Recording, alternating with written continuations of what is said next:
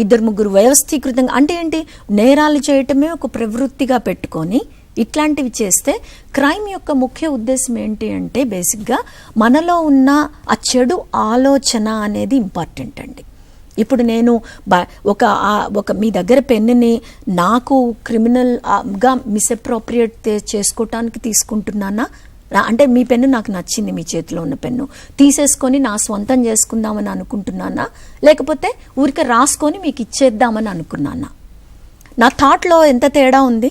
నేను రాసుకొని ఇచ్చేద్దాము అని అనుకున్నప్పుడు నాకు అది ఎప్పుడు నా దగ్గర ఉంచుకోవాలి, నాది కానిది నేను స్వంతం చేసుకోవాలి అన్న ఆలోచన నాకు లేదు అక్కడ.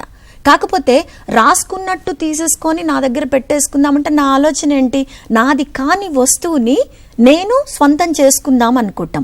మనని కాని దానిని మనం స్వంతం చేసుకుందాం అనుకోవటం ఒక క్రిమినల్ ఇంటెంట్ కదా, తప్పుడు ఆలోచన కదా.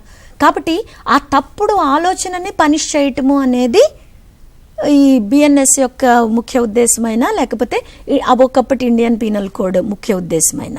కాబట్టి ఈ ఎదుటి వాళ్ళ వస్తువులని తీసేసుకోవటము, వాళ్ళకి నష్టం కలిగించడం అనేది అది ఎంత చిన్న వస్తువు అయినా సరే దానిని పనిష్ చేయాలన్న ఉద్దేశంతో మీరు ముఖ్యంగా గమనిస్తే ఈ పెట్టి థెఫ్ట్కి కూడా పెట్టి ఆర్గనైజ్డ్ క్రైమ్ అని అంటున్నాం. ఇది పెట్టి ఆర్గనైజ్డ్ క్రైమ్ కూడా ఒకళ్ళు చేస్తే థెఫ్ట్ అంటాము, ఒకళ్ళ కన్నా ఎక్కువ చేస్తే దాన్ని ఆర్గనైజ్డ్ అంటూ not less than 1 year which may extend up to 7 years అండి.